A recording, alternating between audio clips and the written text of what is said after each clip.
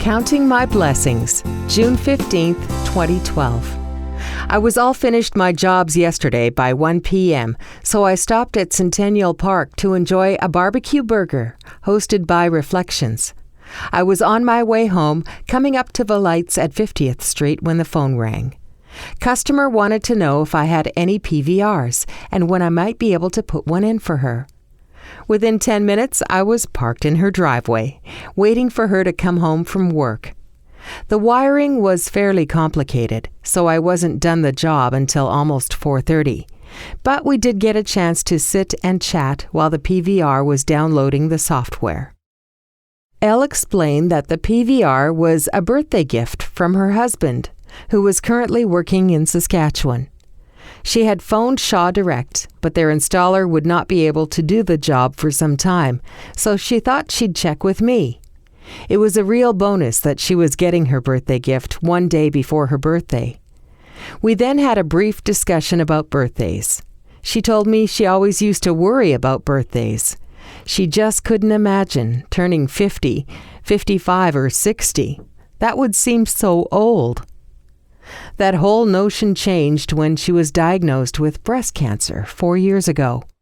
With all the challenges she and her family faced during those 4 years, suddenly each birthday became a reason for major celebration. Elle is now cancer-free, and she looks forward to each day and each upcoming birthday. I am so pleased that I'm able to help her celebrate this birthday by getting her present from her husband installed in time for her special day. On a somewhat related matter, the phone rang tonight at 7:15. A customer was having trouble with his satellite system. Normally, I would talk the customer through several steps to see if I could help him solve the problem before I recommended him that he call Shaw Direct. This call, however, was a little different. He identified himself and then said that his cancer was so bad that he couldn't think, so he didn't know what was wrong with the TV. I told him to hang on, that I'd be there in about 45 minutes. As I was driving to Keith's place, I reflected on our connection with the past.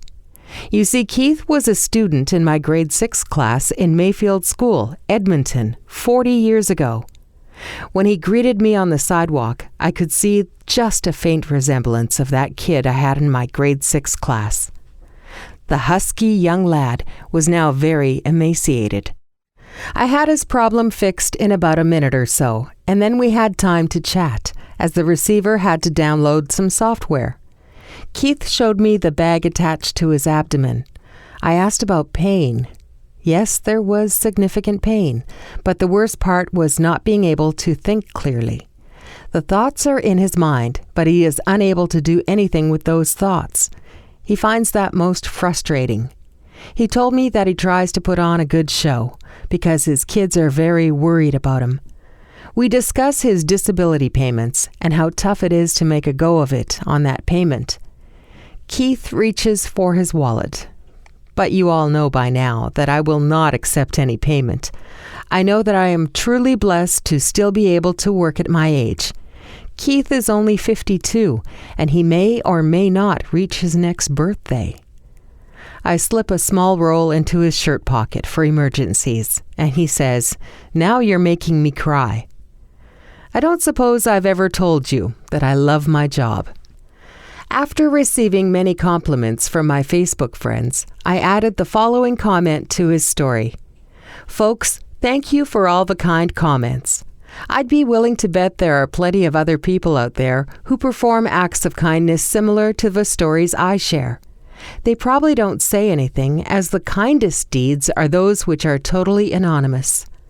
It used to worry me that I would be seen as a braggart, but my good friend Bubba told me that I was simply relating what I did so that others could follow my example and say I can do that the next time they have an opportunity to perform an act of kindness.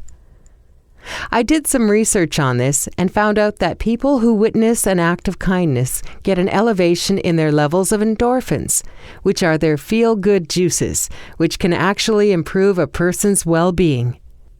If that's true, then it's my sincere wish that some people who read my stories will get a rush of feel-good endorphins, and then go out and perform an act of kindness when the opportunity rises. Remember, an act of kindness doesn't have to involve money.